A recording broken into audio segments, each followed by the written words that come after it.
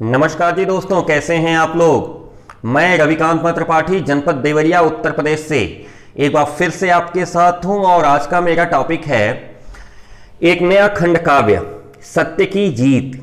जी हाँ, मैं बता रहा था कि झांसी है, बदायूं है, प्रतापगढ़ है, रामपुर है, पीलीभीत है। ये जो जिले हैं, इन जिलों में खंड काव्य का जो अध्ययन होता है वो हमें सत्य की जीत करनी होती है। आप लोगों को तो पता है ना कि हमारे सिलेबस में जो लोग भी यूपी बोर्ड कक्षा 12 से पढ़ रहे हैं उनके लिए खंड काव्य भी पढ़ना बड़ा अनिवार्य होता है। हर अलग अलग जिलों में अलग अलग खंड काव्य चलते हैं, तो मैं अलग अलग जिलों के खंड काव्य के जो डिटेल्स में मंगवा रहा हूं और जो भी जल्दी जल्दी मिलता जा रहा है मैं उसका वीडियो बना देता हूं।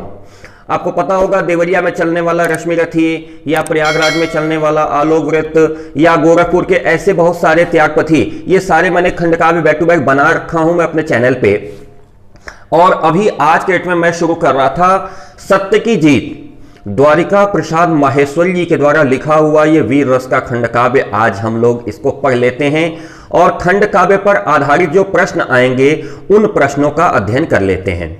दरअसल बात यह है कि जो पठित खंड काव्य है, जैसे अभी जो हम लोग सत्य की जीत शुरू कर रहे हैं, इससे चरित्र चित्रण खंड काव्य के जो तत्व होते हैं जैसे भाव पक्षी या कला पक्षी विशेषताएं, मतलब इस तरह के प्रश्न आएंगे और 4 अंक इसके लिए निर्धारित होते हैं। यानी खंड काव्य आपके प्रश्न पत्र का कुल 4 अंक प्राप्त करता है। 4 अंक अगर आपको लेना है तो खंड काव्य पढ़ना होगा। तो आइए इसी को शुरू करते हैं। शुरू करने के पहले छोटा सा रिक्वेस्ट है कि जो लोग भी हमारे चैनल पे पहली बार हैं प्लीज हमारे इस चैनल को सब्सक्राइब कर लीजिएगा, वीडियो अच्छा लगे लाइक कर लीजिएगा, और यदि आपको लगता है कि नहीं ये वीडियो अगर आप दूसरे को देंगे तो उसका भी फायदा होगा तो प्लीज आप उसके साथ अपने वीडियो को शेयर करिएगा। रही बात जहां तक बाकी सिलेबस की, तो कक्षा 12 का संपूर्ण सिलेबस यानी पूरा का पूरा अनिवार्य संस्कृत, पूरा का पूरा पद्यखंड और पूरा का पूरा गद्यखंड हमारे इसी चैनल रविकांत त्रिपाठी पे पूरी तरह से अवेलेबल है। और बाकी 11th का और 9th का मैं बना रहा हूं, क्षमा चाहूंगा 10th का भी पूरा पद्यखंड हमारे पास और पूरा संस्कृत खंड इसी वीडियो पर अपलोड है। 10th का गद्यखंड भी बहुत जल्दी आ जाएगा। तो दोस्तों आइए शुरू करते हैं। 4 अंकों के लिए हम लोग अपने सत्य की जीत खंड काव्य का अध्ययन करते हैं। झांसी, बदायूं, प्रतापगढ़, रामपुर, पीलीभीत आदि जिलों के बच्चे इसको पढ़ेंगे। आइए देखते हैं प्रश्न कैसे पूछे जा सकते हैं। यदि बाय द वे आपको खंड काव्य में प्रश्न पूछता है और उन प्रश्नों का जवाब देने में दिक्कत होती है तो ये वीडियो आपके लिए बहुत मददगार साबित हो सकती है। पूरा अंत तक देखने का प्रयास करिएगा। सभी शिक्षक, सभी अभिभावक, प्रधानाचार्यगण जो हमारे चैनल पर जुड़ते हैं उनका सादर अभिवादन करते हैं। प्यारे प्यारे बच्चे जो मेरे साथ जुड़ते हैं उनके उज्जवल भविष्य की कामना के साथ उनको बहुत सारा आशीर्वाद भेंट करते हैं। शुरू करते हैं अपने वीडियो को। जैसे हमने कुछ प्रश्न बना रखे हैं, प्रश्न स्क्रीन पे आपके साथ साथ चल रहा है कि जैसे सत्य की जीत खंड काव्य की कथा वस्तु को अपने शब्दों में लिखिए, या सत्य की जीत जो खंड काव्य है इसकी प्रमुख घटना का उल्लेख करिए, या किसी प्रमुख घटना का परिचय दीजिए, या उसका कथानक यानी जो उसकी कथा वस्तु है उसको संक्षेप में लिखिए। अथवा कह सकता है कि सत्य की जीत खंड काव्य के आधार पर जो द्रौपदी का जो चीरहरण है उसका संक्षिप्त वर्णन करिए। द्रौपदी का चीरहरण किस मार्मिक घटना पर आधारित है इसके बारे में बात करिए, या प्रमुख घटनाओं पर प्रकाश डालिए। अगर इस तरह का कोई प्रश्न आपके सामने पूछा जाता है तो आप इसका उत्तर कैसे लिखेंगे ये मैं आज आपको बताने वाला हूं। तो मित्रों, हमारा प्रमुख प्रश्न क्या है कि सत्यजीत जो खंड काव्य है उस खंड काव्य की प्रमुख घटनाएं कैसी हैं, अथवा यूं कह लें कि सत्य की जीत खंड काव्य का सारांश क्या होगा या उसका कथानक क्या होगा। तो इसका उत्तर देखिए स्क्रीन पे मेरे साथ साथ चल रहा है। हम लोग इसको लिखने का प्रयास करेंगे। दरअसल ये जो सत्य की जीत है ना, ये यूनिवर्सल ट्रूथ है। इसको बोलते हैं ध्रुव सत्य, कभी बदलेगा नहीं। सत्य हमेशा जीतता ही है, बस थोड़ा सा टाइम लग जाए। हाँ, थोड़ा टाइम लग सकता है लेकिन सत्य को जीतना ही होता है, झूठ कभी भी जीतता नहीं है। द्वारिका प्रसाद माहेश्वरी जी ने इसी को अपना हेडिंग बनाया है। और आज देखिए हम लोग इसका उत्तर किस प्रकार लिख सकते हैं कि प्रस्तुत जो खंड काव्य है उसकी कथा महाभारत से ली गई है, जो द्रौपदी के चीरहरण की कथा है। ये बहुत ही संक्षिप्त छोटी सी टुकड़ी यानी वहां से कथा उठाई गई है द्रौपदी के चीरहरण की। ये अत्यंत ही लघु काव्य है। जी हाँ, यह खंड काव्य के दृष्टिकोण से देखा जाए कि बहुत ही छोटा लघु काव्य है, और इसमें जो कवि ने जो है वर्तमान आदर्शों को बहुत ही बेहतर तरीके से प्रस्तुत किया है। दुर्योधन पांडवों को द्यूत कीड़ा यानी जुआ खेलने के लिए आमंत्रित करता है। छल प्रपंच यानी अपने मामा शकुनी को लगाकर उनका सब कुछ छीन लेता है। युधिष्ठिर हार जाते हैं और अंत में वह अपनी पत्नी यानी द्रौपदी को भी दांव पे लगा देते हैं, और द्रौपदी को भी यह दुर्योधन छल प्रपंच करके जुए में हरा करके जीत लेता है। इसके बाद भरी सभा में वह द्रौपदी को अपमानित करना चाहता है वस्त्रहीन करके, और इसके लिए अपने भाई दुशासन को ललकारता है। दुशासन केश पकड़ करके यानी बाल पकड़ करके घसीटते हुए द्रौपदी को भरी सभा में लाता है। उस भरी सभा में पितामह भीष्म से लेकर के धृतराष्ट्र, विदुर सभी लोग बैठे हुए हैं। वहां पर द्रौपदी का यह अपमान असह्य हो जाता है। द्रौपदी उस सभा में प्रश्न उठाती है, हमारा खंडकाव्य कहता है द्रौपदी उस सभा में यह प्रश्न उठाती है कि जो व्यक्ति स्वयं हार चुका हो वह अपनी पत्नी को दांव पे लगाने का अधिकारी कैसे हो सकता है। खैर, जो परिस्थिति है, हार चुके हैं युधिष्ठिर, इसलिए दुशासन वहां पे उनका वस्त्र हरण करने का प्रयास करता है। और जब वस्त्र हरण करने का प्रयास करता है तो द्रौपदी का आत्मबल वहां पे सामने आता है और वह चुनौती देती है। वहां पे द्वारिका प्रसाद माहेश्वरी ने पंक्तियां लिखी हैं, कह रही है, ओ दुर्शासन निर्लज्ज, ओ दुशासन निर्लज्ज, देख तू नारी का विक्रोध, किसे कहते उसका अपमान, कराऊंगी मैं इसका बोध। नारी का अपमान क्या होता है इसका बोध मैं तुम्हें कराऊंगी। दुशासन, तू नारी का क्रोध नहीं देखा है। अब इस बात से भयभीत होकर के दुशासन, उसकी हिम्मत नहीं पड़ती है द्रौपदी का चीरहरण करने के लिए। दुर्योधन का जो सबसे छोटा भाई है विकर्ण, वह भी द्रौपदी का पक्ष लेकर के दुर्योधन को समझाने का प्रयास करता है। और जब उसका समर्थन होता है तो बहुत सारे सभासद जो उस सभा में बैठे हैं वो भी दुर्योधन के पक्ष में नहीं आते, बल्कि द्रौपदी के पक्ष में हो जाते हैं और दुर्योधन को भला बुरा कहते हैं, दुशासन की निंदा करते हैं। क्योंकि सब अनुभव करते हैं कि आज स्त्री की मर्यादा तार तार हो रही है, अगर आज इसको नहीं रोका गया तो भविष्य हमारा बहुत बुरा होगा। वो लोग आग्रह भी करते हैं कि धृतराष्ट्र पांडवों का लाज लौटा करके उनको मुक्त करते हैं। इस खंड काव्य में द्रौपदी में जो चीरहरण की जो घटना है ना, उसमें एक बहुत ही कॉमन घटना आती है कि द्रौपदी का जब चीरहरण होने लगा तो उसने अपने भाई कृष्ण को बुलावा भेजा था और कृष्ण जो है नंगे पांव दौड़ करके आके उसका वस्त्र बढ़ाने लगे थे। आज द्वारिका प्रसाद माहेश्वरी ने इस खंड काव्य में इस घटना का चर्चा ही नहीं किया, इसको रोक लिया, इसका प्रस्तुतिकरण ही उन्होंने नहीं किया है। उन्होंने सीधे सीधे दिखाया कि द्रौपदी का जो पक्ष है वो सत्य का पक्ष है, वो न्याय का पक्ष है, और तात्पर्य यह है कि सत्य जिसके साथ हो उसका कोई कुछ बिगाड़ नहीं सकता। इसलिए बाहरी शक्ति के द्वारा उनको लाभ पहुंचाए जाने के बाद द्वारिका प्रसाद माहेश्वरी ने रोक लिया। यहां कृष्ण का कोई वर्णन उन्होंने नहीं किया। द्वारिका प्रसाद माहेश्वरी ने केवल द्रौपदी के चरित्र को और अधिक महत्व बढ़ाया है, और अधिक उनको बेदाग बनाया है, और अधिक प्रभावशाली बनाकर के युग के अनुकूल सृजित करने का कार्य किया है।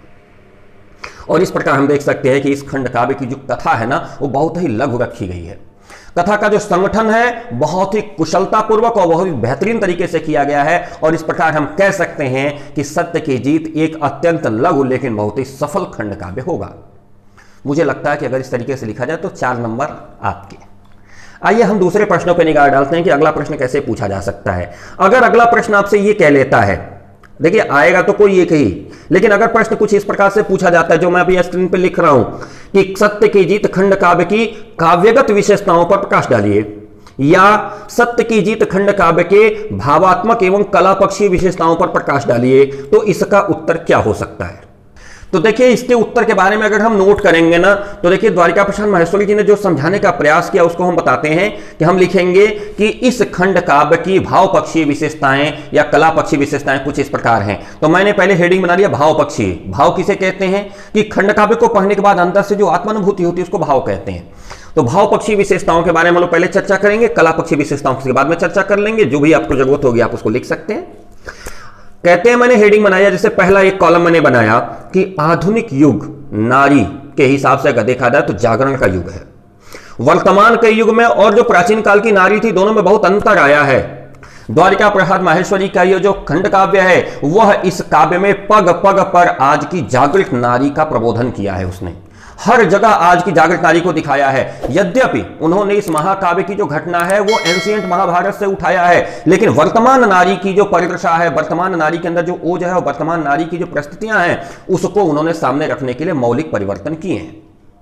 कवि का अपना खुद का विचार है कि शक्ति का उपयोग जो है वह युद्ध के लिए नहीं होना चाहिए, बल्कि शांति और विकास के कार्यों के लिए होना चाहिए। जीवन में सत्य, न्याय, प्रेम, करुणा, क्षमा, सहानुभूति, सेवा आदि मानवीय मूल्यों का समेकित विकास आवश्यक है। उन्होंने यह बताने का प्रयास किया है कि उदात्त आदर्श, जो उदात्त आदर्श होते हैं, जो सबसे उच्च स्तर के जो आदर्श होते हैं, उसका जो संपूर्ण भावात्मक क्षेत्र होता है विविध नारियों के प्रति जो श्रद्धा है और विनाशकारी आचरण और शास्त्रों के अंगीकरण के विरोध के लिए प्रजातांत्रिक जो आदर्श हैं, प्रजातांत्रिक यानी जो राजनीतिक आदर्श हैं और जो सत्य का जो आत्मबल है, इसका स्वर मुखरित होना चाहिए, क्योंकि उसमें यह चीजें दिखाई देती हैं। उन्होंने यह बताने का प्रयास किया है कि द्रौपदी अबला नारी नहीं है, द्रौपदी अपराजिता नारी नहीं है, बल्कि स्वयं के अधिकारों के लिए वह स्वयं का लड़ना जानती है। इसलिए उसकी भावधारा को उन्होंने उच्च आदर्शों पर स्थापित करने का कार्य किया है। द्रौपदी के चीरहरण का प्रसंग उन्होंने सिर्फ इस वजह से दिखाने का प्रयास किया है कि जब आपके ऊपर विपत्ति आती है तो आपको किस तरीके से डट के उसका मुकाबला करना चाहिए। अगर हम बात करें कि रस योजना की, यानी जो काव्य का जो आनंद पक्ष है, उसमें ओज गुण की प्रधानता इन्होंने दिखाई है, यानी वीरता उन्होंने स्पष्ट रूप से दिखाई है। द्वारिका प्रसाद माहेश्वरी की जो नायिका है यानी द्रौपदी, वो हार करके बैठ जाने वाली स्त्री नहीं है कि समाज में जो परिस्थितियां आ गई इन परिस्थितियों के अकॉर्डिंग चुपचाप बैठ जाओ, नहीं। उसका जो नारी का जो शक्ति रूप है, जो समाज को बदलाव करने की क्षमता रखती है, वह शक्ति का रूप इन्होंने यहां पे दिखाने का प्रयास किया है। यानी उसके हिसाब से उन्होंने वीर और रौद्र रस का सृजन किया है। अच्छा, अगर हम कला पक्षी विशेषताओं की बात करें, जैसे तो हम बात कर रहे थे भाव पक्षी कि उसके अंदर से भाव कैसा आया, तो ओज का भाव आया। अगर हम कला पक्षी विशेषताओं की बात करें तो इसकी जो भाषा शैली है, यानी हमारे खंड काव्य की भाषा शैली, यह घटना प्रधान नहीं है, न ही यह भाव प्रधान है। साफ सुथरा समझिए, क्योंकि घटना क्या हुई थी कि वहां जुए में हार गई थी, उनका बाल पकड़ के खींच के लाया, कपड़ा खींचने लगा, कृष्ण आए, उन्होंने बचा लिया। ये घटना है। इस घटना को इन्होंने अपने हिसाब से बदल दिया, यह घटना प्रधान नहीं किया, न ही भाव पक्षी रखा। इन्होंने इसको कर क्या दिया है, विचार प्रधान। आप सोचिए, यानी अगर आपके ऊपर विपत्ति आती है तो दूसरे पर आश्रित होने के बजाय स्वयं के जो एफर्ट्स हैं, स्वयं की जो शक्तियां हैं, उसको लगाइए। और यही कारण है कि कवि ने इस खंड काव्य को लिखते समय न तो अलंकारों को प्रधानता दी है और न ही कृत्रिमता की। कवि यहां पे कहता है, सह सका भरी सभा के बीच नहीं वह अपना यूं अभिमान, देख नरपर नारी का वार एकदम गरज उठा अभिमान। दुशासन हार गया। कवि कहना क्या चाहता है कि नारी के द्वारा कहे गए वचनों से स्वयं का अपमान दुशासन नहीं सह पाया। ये जो काव्य है ना, खंड काव्य जो हम लोग पढ़ रहे हैं सत्य की जीत, इसकी भाषा बड़ी ओजपूर्ण है, वीर रस से परिपूर्ण है, पूरा ओज शक्ति से परिपूर्ण है। द्रौपदी इसकी प्रमुख स्त्री पात्र है, और वह जो द्रौपदी है वो सिंघनी से निर्भीक है, अबला नारी नहीं है। मैं बार बार बता रहा हूं, सिंघनी जैसी निर्भीक है, एकदम दुर्गा की तरह शक्ति का स्तंभ है वो। जबकि वहीं जो दुशासन है ना, उसमें पौरुष का अहंकार है, और अहंकार कभी भी अपना नुकसान करता है। उसके अंदर क्रोध है, वह क्रोध स्वयं का नुकसान कर रहा है। उसके अंदर जो भौतिक शक्ति है ना, उसका दम्भ यानी उसका अहंकार भी उसके अंदर दिखाई दे रहा है। यही कारण है कि द्वारिका प्रसाद माहेश्वरी जी ने इस खंड काव्य को दोनों पात्रों के व्यक्तित्व और विचारों के अनुरूप सृजन किया है और काव्य की भाषा को ओज और वेगपूर्ण रूप दिया है। मैं बात करता हूं संवाद योजना की। जो संवाद योजना है, यानी दोनों पात्रों के बीच का जो प्रमुख संवाद है, तो इसमें हम लिख सकते हैं कि सत्य की जीत में कवि ने कथोपकथन माने कहा गया, फिर उसका प्रत्युत्तर आया कि द्वारा कथा को प्रस्तुत किया है। भले ही है काव्य में, लेकिन यह वार्तालाप है। संवाद की जो शैली है वो उसको उन्होंने स्पष्ट करने का पाठ किया है, और यह जो संवाद की शैली है, यह पात्रों और समय के सर्वथा अनुकूल है और खंड काव्य को आगे की तरफ बढ़ाने वाली है। यानी पाठक एक बार पुस्तक को उठा लेगा तो रख नहीं पाएगा। कवि का यह जो प्रयास है, यानी जो संवाद शैली है, उससे इसमें नाटकीयता का भी प्रवेश हुआ है, और इसके कारण सत्य की जीत जो खंड काव्य है वो बहुत अधिक आकर्षक बना है। द्रौपदी ने जब बोला कि दिखाऊंगी मैं कि नारी का क्रोध क्या होता है, दुशासन का वहां पे जवाब आता है, द्रौपदी बढ़ बढ़ कर मत बोल, कहा उसने तत्क्षण तत्काल। द्रौपदी बढ़ बढ़ कर मत बोल, कहा उसने तत्क्षण तत्काल, पीट मत ली नारी का ढोल, उलग मत व्यर्थ अग्नि की ज्वाल। ये देखिए, ये संवाद है। जी हाँ मित्रों, बिल्कुल। ये जो संवाद शैली होती है ना, वो किसी भी चीज को बहुत ही ज्यादा प्रभावशाली बना दिया करती है। क्योंकि जब एक व्यक्ति केवल भाषण देता है ना, तो उसका उतना प्रभाव नहीं पड़ता, लेकिन जब बातचीत करता है ना, तो सामने वाले पे उसका बहुत ज्यादा इम्पैक्ट पड़ता है। आइए बात करते हैं अलंकार योजना की। अलंकार योजना को यूं समझ सकते हैं कि आखिर खंड काव्य को लिखते समय जो हमारा कवि है, उसने कितनी अलंकारिक शैली में अपनी बात को कहा है। तो मैं आपको बताता चलूं कि जो प्रस्तुत खंड काव्य हमारा है सत्य की जीत, इसमें उपमा, रूपक, उत्प्रेक्षा जैसे अलंकारों का बहुतायत से इन्होंने प्रयोग किया है। और जो खंड काव्य की भाषा है वो ज्यादातर चित्रात्मक है। मतलब चित्रात्मक होने का फायदा ये मिला है हमको कि ये जो भाषा शैली है कि यानी खंड काव्य को पढ़ते समय चित्र की तरह सब कुछ हमारे मस्तिष्क के सामने घूमने लगता है। जैसे एक उदाहरण मैं लूं कि जैसे उन्होंने लिखा है द्रौपदी के बारे में कि और वह मुख प्रज्वलित प्रचंड, वह मुख कैसा है, प्रज्वलित प्रचंड, अग्नि का अखंड स्फुलिंग का कोश। अब मुख को उन्होंने तुलना कर दी अग्नि के खंड से, स्फुलिंग के कोश से, यानी उपमा इत्यादि अलंकारों का बहुतायत से बढ़िया सुंदर तरीके से प्रयोग किया है। यानी कुल मिला जुला के हम कह सकते हैं कि ये जो हमारा खंड काव्य है यानी सत्य की जीत, यह इसकी कथा वस्तु बहुत ही लघु रखी गई है, छोटी रखी गई है, लेकिन छोटी ही कथा वस्तु के समय अंतराल में उन्होंने अपनी पूरी बात को बहुत ही कुशलता और बहुत ही बेहतर तरीके से रखा है। अगर हम बात करें इसके उद्देश्य की, तो जो कवि का मुख्य उद्देश्य रहा है द्रौपदी का उदात्त चरित्र का आपके सामने प्रदर्शन करना, वह उन्होंने बहुत ही अच्छे तरीके से किया है। मानवीय जो सद्गुण हो सकते हैं और जो उदात्त भावनाएं हैं उनको चित्रित करके समाज में एक बहुत ही अच्छा उसका स्थापन किया है। कुल मिला जुला के ओवरऑल अगर इसका डिसीजन लेते हैं तो यह बहुत ही सफल और सशक्त खंड काव्य है। आइए मित्रों चलते हैं अगले प्रश्न पर। अगले प्रश्न कैसे होंगे?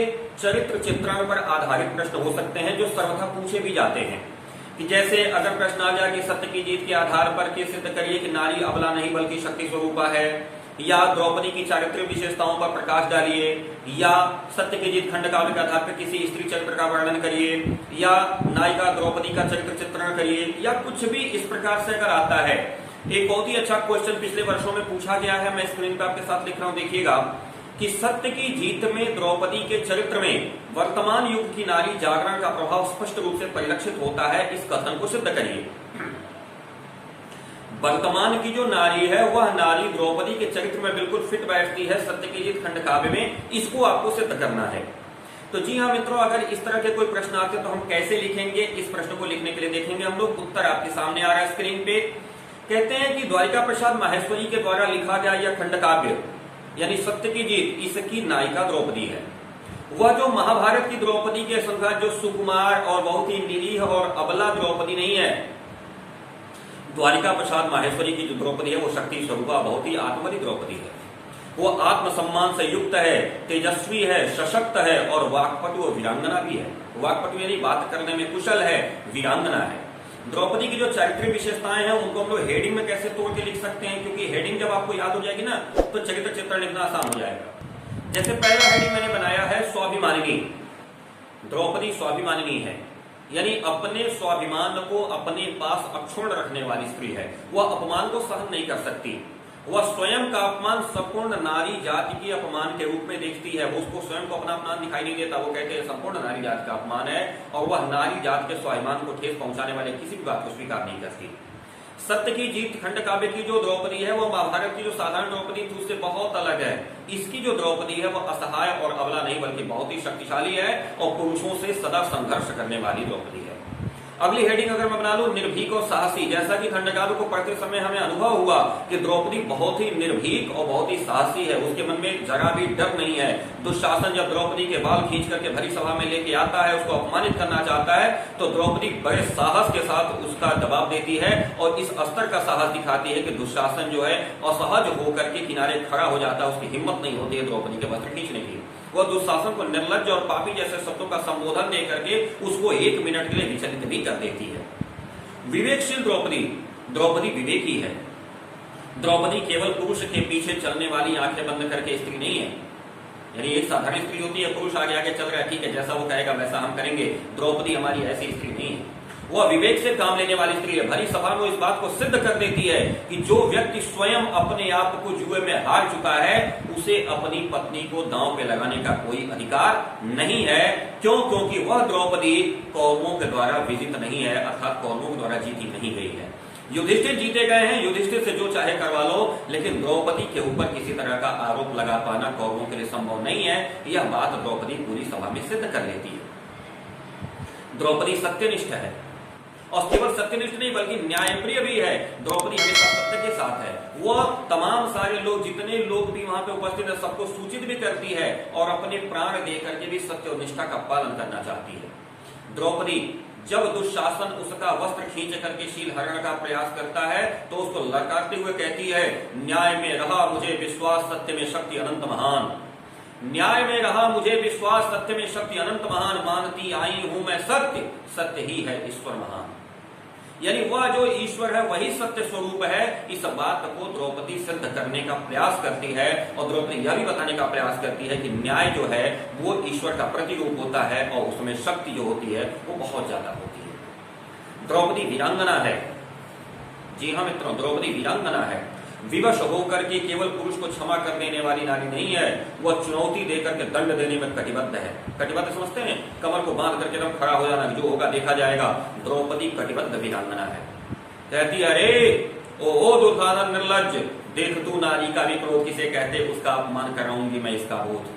वो सीधे दुशासन को ललकारती है। वीरांगना कहती है ए दुशासन, नारी का क्रोध देखो, नारी का अपमान किसे कहते हैं, ये मैं तुम्हें आज दिखाऊंगी। यानी वह वीरांगना है, वो शक्तिशाली है, वो डर करके पीछे हटने वालों में से नहीं है। द्रौपदी नारी जाति का आदर्श है। हमारी नारियों को द्रौपदी के जीवन से शिक्षा लेनी चाहिए। दुशासन नारी को वासना और भोग की वस्तु कहता है, तो वह बताती है कि देखो नारी वासना और भोग की वस्तु नहीं। नारी वह शक्ति है जो विशाल चट्टान को भी हिला देती है। नारी वह शक्ति है जो पापियों के नाश के लिए भैरवी बन सकती है। वो जानते क्या कहती है? स्टेटमेंट दिया है द्वारकाक्षण महेश्वरी ने द्रौपदी के मुंह से, कहती है पुरुष के पौरुष से सिर्फ बनेगी धरा नहीं है स्वर्ग। केवल पुरुष के पौरुष से धरा स्वर्ग नहीं बन सकती, चाहिए नारी का नारित्व, तभी होगा यह पूरा स्वर्ग। यानी नारी का नारित्व भी आपके साथ चलना चाहिए, तुम अकेले पर्याप्त नहीं हो। इस बात का बोध कराने में द्रौपदी सक्षम है और वह इस बोध का बोध करा लेती है। कुल मिला के अगर इसको हम सारांश के रूप में देखें तो द्रौपदी जो है पांडव की कुलवधू के रूप में पूरी तरह से वीरांगना, ओज से परिपूर्ण, स्वाभिमानी, आत्मगौरवशाली और नारी जाति के आदर्श के रूप में प्रस्तुत हुई है, जो सत्य और न्याय की पक्षधर है। और इस प्रकार से द्रौपदी का चरित्र बहुत ही उदात्त पाया जाए। अच्छा, अगर पूछ देता है कि सत्य की जीत खंडकाव्य के नायक का चरित्र चित्रण करिए, अब नायक कहां पाएंगे? तो भैया देखें कि सत्य की जीत जो खंड काव्य है, इसका नायक है युधिष्ठिर जी। इसका नायक कौन? इसके नायक है युधिष्ठिर। और युधिष्ठिर के महान चरित्र को स्थापित करने का काम द्वारिकाक्षण महेश्वरी ने यहां किया। धृतराष्ट्र और द्रौपदी के बीच में जो बहुत सारे कथन उपकथन हुए हैं, उससे युधिष्ठिर का महान चरित्र उजागर हुआ है। सत्य की जीत खंड काव्य में जो युधिष्ठिर है, उनका चरित्र महान गुणों से परिपूर्ण है। बस एक ही गड़बड़ है कि वो क्या है, वो जुए में शामिल होकर के अपने चरित्र का थोड़ा सा गिरावट कर लेते हैं। अगर मैं हेडिंग देखूं तो इसका हेडिंग बन सकता है कि सरल हृदय व्यक्तित्व। यानी युधिष्ठिर कैसे हैं? बहुत ही सरल हृदय के हैं, आसानी से कोई भी उनको अपने जाल में फंसा लेता है। यही कारण है कि दुर्योधन अपने कपट रूपी माया जाल में युधिष्ठिर को फंसा लेता। बहुत ही सरल व्यक्ति है, जबकि वही युधिष्ठिर धीर गंभीर है। युधिष्ठिर बहुत ही धैर्यवान है। युधिष्ठिर अपने जीवन काल में अत्यधिक कष्ट भोगे थे। जितने कष्ट युधिष्ठिर ने भोगे, शायद उतने कष्ट किसी ने नहीं भोगे। बावजूद उनके स्वभाव में कोई परिवर्तन नहीं आया। दुशासन के द्वारा द्रौपदी का जब चीरहरण किया जा रहा था, द्रौपदी का जब अपमान हो जा रहा था, उसके बाद भी युधिष्ठिर अपनी स्थिति को जान करके, चूंकि हम लोग हार चुके हैं, वह मौन और धैर्य और गंभीर पड़े रहे। इसका कारण उनकी कायरता या दुर्बलता नहीं थी। ध्यान दीजिएगा, युधिष्ठिर कायर नहीं थे। यह कायरता या दुर्बलता नहीं है, बल्कि उनकी गंभीरता थी, क्योंकि उन्हें वस्तु स्थिति का पता था कि न्याय यह कहता है कि जब मैं हार चुका हूं तो मुझे यहां बोलने का अधिकार नहीं है। इस न्याय के अधिकार के तहत वो गंभीरता पूर्वक अपनी सभा में बैठे हुए थे। यद्यपि मैं बताऊं, युधिष्ठिर अदूरदर्शी थे। जैसे दूरदर्शी व्यक्ति होता है जो आगे आने वाली परिस्थिति का भान कर लेता है, युधिष्ठिर उतने दूरदर्शी नहीं थे। वो गुणवान तो हैं, लेकिन उनके अंदर जो दूरदर्शिता की जो कुशलता है ना, जो व्यावहारिक ज्ञान है, उसका अभाव दिखाई देता है। और यही कारण है कि ये इतना बड़ा मूर्खतापूर्ण कार्य कर बैठते हैं। द्रौपदी को दांव पे लगा देना यह मूर्खतापूर्ण कार्य युधिष्ठिर सिर्फ अदूरदर्शिता की वजह से कर बैठते हैं। और जिसका दूरगामी परिणाम क्या होता है कि द्रौपदी का चीरहरण, और यह चीरहरण पूरे पांडव और कुल और पूरे कौरव कुल, पूरे पांडव और कौरव कुल का उपहास और अपमान का कारण बनता है। यद्यप मैं देखूं युधिष्ठिर को तो विश्व कल्याण के अग्रदूत के रूप में भी हम देखते हैं, क्योंकि युधिष्ठिर का जो चरित्र है और जो उनका व्यक्तित्व हो, विश्व कल्याण के प्रवर्तक के रूप में काम करता है। अर्थात पूरे विश्व के लिए एक बड़ा संभाव की भावना युधिष्ठिर के मन में दिखाई देती है। हाँ, युधिष्ठिर सत्य और धर्म के अवतार हैं, क्योंकि हमारा खंडकाव्य भी कहता है और महाभारत भी कहती है कि युधिष्ठिर जो है ना, वो सत्य और धर्म के अवतार माने गए हैं। सत्य और धर्म के प्रति जो इनकी निष्ठा है ना, वो अडिग है। हमारे जो कवि हैं वो कहते हैं कि हे युधिष्ठिर, तुम श्रेष्ठ और धर्मपरायण हो और इन्हीं को आधार मानकर बिना किसी भय के अपना राज्य संभालो। धृतराष्ट्र के मुंह से कहलवाया है कवि ने। इसका मतलब है कि युधिष्ठिर के अंदर धर्मपरायणता, कुशलता पूर्वक विराजमान है। यानी कुल मिलाजुला के हम कह सकते हैं कि सत्य की जीत खंड काव्य का जो नायक है, यानी जो युधिष्ठिर है, उसमें विश्व कल्याण, सत्य, धर्म, धीर, शांत और सरल हृदय व्यक्तित्व के सारे गुण समाहित हैं। विकर्ण का चरित्र चित्रण। विकर्ण दुर्योधन का भाई है, लेकिन पक्ष में द्रौपदी के है। जी हाँ, जब नारी जाति का अपमान हो रहा था तो विकर्ण ने दुर्योधन का पक्ष लेने के बजाय द्रौपदी का पक्ष लेना उचित समझा, क्योंकि वो न्याय और सत्य के साथ था। अगर इसके चरित्र चित्रण के बारे में अगर हमारे सामने प्रश्न पूछे जाते हैं तो हम कैसे लिखेंगे, तो इसके लिए देखिए हेडिंग बनाएंगे कि विकर्ण जो है वो संतुलित विवेक वाला है, उसका विवेक संतुलित है। वह अंधी शस्त्र शक्ति के पीछे भागने का प्रबल विरोधी है। वो केवल शस्त्र शक्ति के पीछे नहीं भागता कि केवल शस्त्र ही सब कुछ होता है, केवल शस्त्र और शक्ति के बल पे ही सत्ता की स्थापना किया जाए, इसका वह विरोधी है। वह व्यवहारिक ज्ञान भी रखता है और वह जानता है कि सर्व समाज को साथ में लेकर के चला जा सकता है। जो हमारा विकर्ण है वो प्रेम और शांति का समर्थक है। विकर्ण प्रेम और शांति के प्रबल समर्थक है। वे कहते हैं कि विश्व में ऐसी कौन सी समस्या है जिसको प्रेम, शांति और आपसी सहयोग के भाव से हल न किया जा सके। हमारा जो विकर्ण है वो न्यायप्रिय भी है। जी हाँ, यद्यपि वो दुर्योधन का भाई है वह, लेकिन न्यायप्रिय भी है। विकर्ण कहता है कि कौरव वंश का होते हुए भी कौरव पक्ष का जो दोष है उसका वो उल्लेख करता है, उसकी जो छलपूर्ण नीतियां हैं उनकी वो आलोचना करता है, और द्रौपदी का जो सत्य पक्ष है ना उसका वो समर्थन करता है, जिससे पता चलता है कि विकर्ण न्यायप्रिय भी है। विकर्ण स्पष्टवादी है। जी हाँ, विकर्ण स्पष्टवादी है। वह सभा में किए गए जो चीर हरण का जो दुष्कृत्य था उसका प्रबल विरोध करता है। कौरव पक्ष का एकमात्र वही विकर्ण ही ऐसा है जो सत्य और न्यायप्रियता के साथ, स्पष्टवादिता के साथ इस बात को मना करता है कि नहीं, यह जो कृत्य यहाँ पे हो रहा है वो कृत्य गलत है। कुल मिला के हम लोग विकर्ण का चरित्र चित्रण करते समय यह बात स्पष्ट रूप से दिखा सकते हैं कि कौरव कुल में जन्म लेने के बाद भी सत्य और न्याय का साथ देने वाला एक बहुत ही धैर्यवान और गंभीर व्यक्तित्व अगर किसी का है तो वो विकर्ण का है। अब आते हैं विलन के पास। जो इस पिक्चर का विलन है दुशासन, क्योंकि चीर हरण का कुकृत्य उसी ने किया था। अगर प्रश्न पूछा गया दुर्योधन के चरित्र चित्रण से संबंधित तो हम क्या करेंगे, तो दुर्योधन के चरित्र चित्रण से संबंधित प्रश्नों का जवाब देने के लिए हम लोग फिर बनाएंगे इसके लिए हेडिंग कि जैसे हमारा जो दुशासन है ना वो अहंकारी और बुद्धिहीन है। प्रश्न पूछ दिया कि खंडकाव्य जो है सत्य की जीत के आधार पर दुशासन का चरित्र चित्रण करिए, या सत्य की जीत खंडकाव्य के आधार पर दुशासन के चरित्र पर 100 उदाहरण प्रकाश डालिए, या अगर कह दिया कि दुशासन का चरित्र चित्रण खंडकाव्य के आधार पर करिए। तो इस तरह के प्रश्न जब बनेंगे तो हम इसका जवाब बनाते समय इस चीज को स्पष्ट रूप से रखेंगे कि हमारा जो दुशासन है वो ना अहंकारी और बुद्धिहीन है, अत्यंत अहंकारी है। उसके अंदर अपने बल का बहुत ही ज्यादा दर्प घसा हुआ है, बहुत ज्यादा वो अहंकारी है। अपने बल पे इतना ज्यादा घमंड है कि दुर्योधन एक बार कहने को उद्यत होकर के द्रौपदी को केश पकड़ के सभा में खींच लाता है। उसको आगे आने वाले दुर्गामी परिणाम का कोई भी अंदाजा नहीं है। वो पशुबल में विश्वास करता है, यानी शक्ति से ही सब कुछ संभव है। उसके अंदर प्रेम, दया, क्षमा इस प्रकार की कोई चीजें शामिल नहीं। वह भरी सभा में पांडवों का अपमान करता है, द्रौपदी का अपमान करता है, जो श्रेष्ठ गुरुजन वृद्धजन बैठे हुए सभी का वो अपमान करता है। वो पाशविक शक्तियों का केवल उपासक है और कुछ नहीं। नारी के प्रति उपेक्षा भाव। हमारा हिंदू सनातन धर्म कहता है कि यत नार्यस्तु पूज्यन्ते रमन्ते तत्र देवता, और यह दुशासन नारी के प्रति उपेक्षा भाव। जो दुशासन और द्रौपदी के बीच में जो तर्क वितर्क हुआ है उससे नारी के प्रति दुशासन का रूढ़िवादी दृष्टिकोण, यानी नारी केवल भोग की वस्तु है, नारी केवल एक वासना की वस्तु है, नारी केवल उपयोग की जा सकती है, इस प्रकार की भावनाएं निकल के आती हैं। दुशासन के विचारों को अगर देखें तो उसका विचार कहता है कि केवल पुरुष ने ही समाज का विकास किया है, नारी का उसमें कहीं कोई योगदान नहीं रहा। उस अपने शक्ति बल का प्रदर्शन करते हुए दुशासन कहता है कहां नारी ने ले तलवार किया है पुरुषों से संग्राम, बताओ तो कि नारी ने कहा तलवार लेकर पुरुषों से संग्राम किया है। जानती है वह केवल पुरुष भुजाओं में करना विश्राम। ये जो अपमान करने वाला उसने वाक्य कहा कि नारी केवल पुरुषों की भुजाओं में विश्राम करना जानती है, वो युद्ध में तलवार लेकर के नहीं आ सकती। यह उसके प्रति उपेक्षा भाव को प्रदर्शित करता है। जो हमारा दुशासन है वो शस्त्र बल का विश्वासी है, उसको केवल शस्त्र और अस्त्रों में ही बल दिखाई देता है। उसको लगता है कि यदि हथियार हमारे पास है तो हम सबको जीत सकते हैं। उसे धर्मशास्त्र और धर्मज्ञों में कहीं कोई विश्वास नहीं है। हमारा दुशासन दुराचारी है, आचरण विहीन है, वो चरित्रहीन है। वो दुराचारी व्यक्ति के रूप में आता है क्योंकि किसी भी स्त्री की मर्यादा पर हाथ डालने वाला व्यक्ति सदाचारी तो हो ही नहीं सकता।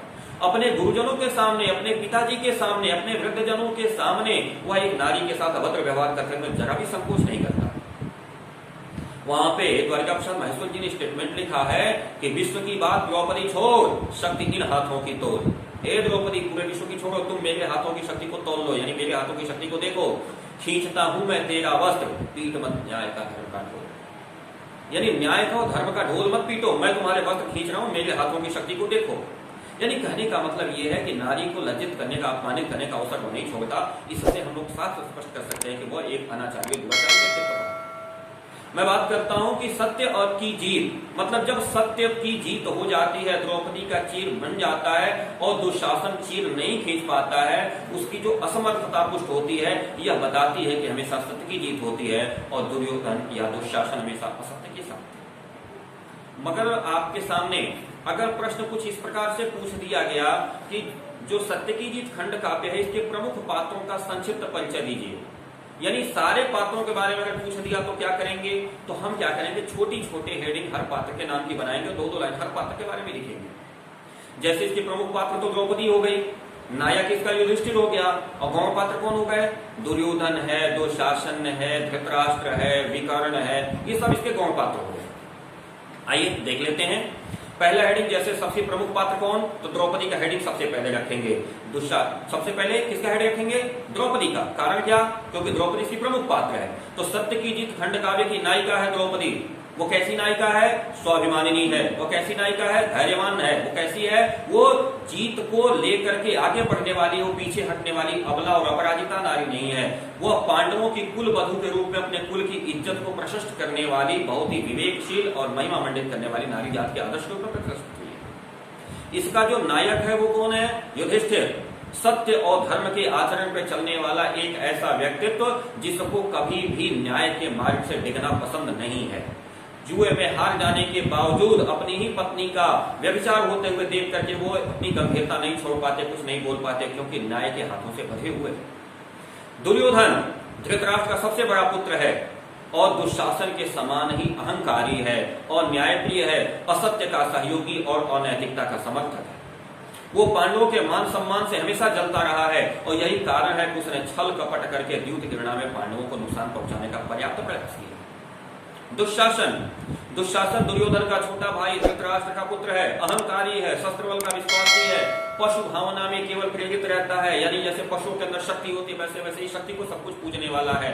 नारी के प्रति सर्वथा उपेक्षा भाव रखते हुए नारी को केवल एक वस्तु समझने वाला व्यक्ति है और बहुत ही अनाचारी और दुराचारी व्यक्तित्व है।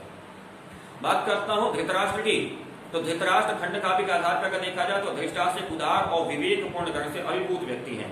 उनके अंदर उदारता है, उनके अंदर विवेक भी है और खंड काव्य के अंतिम अंश में धृतराष्ट्र का उल्लेख हुआ है। दोनों पक्षों में, पांडवों और कौरवों के सबल तर्कों को सुनते हैं, सत्य को सत्य और असत्य को असत्य घोषित करके न्याय की प्रक्रिया को पूर्ण करने का कार्य करते हैं। इसलिए धृतराष्ट्र का चरित्र भी हमारे खंड काव्य के स्त्रों से देखा जाए तो उच्च है। बात कर लेते हैं विकर्ण और विदुर। ये दो ऐसे व्यक्ति हैं जो कौरवों के होते हुए भी पांडवों के पक्ष में बात करते हैं, अस्त्र शस्त्र की शक्ति के घोर विरोधी हैं, शांति प्रिय हैं और नारी जाति की मर्यादा को समझने वाले हैं। इनको हमेशा दुराचार और सदाचार का ज्ञान है, वह सदाचार के प्रति प्रेरित करने वाले हैं और कौरव कुल के होने के बावजूद भी पांडवों के समर्थक हैं। तो कुल मिलाजुला के सत्य की जीत खंड काव्य का जो उद्देश्य था, जो मुझे वीडियो में रखना था, मैं यहाँ पूर्ण कर पाया। तो सत्य की जीत द्वारिका प्रसाद माहेश्वर जी के द्वारा लिखा गया खंड काव्य है, जिसके बारे में अगर प्रश्न पूछे जाएंगे तो जैसा कि यहाँ पे डिस्कशन किया गया उसके हिसाब से आप इसका जवाब दे सकते हैं। तो आशा करता हूँ ये वीडियो आपको अच्छा लगा होगा, समझ में आया होगा, पसंद आया होगा।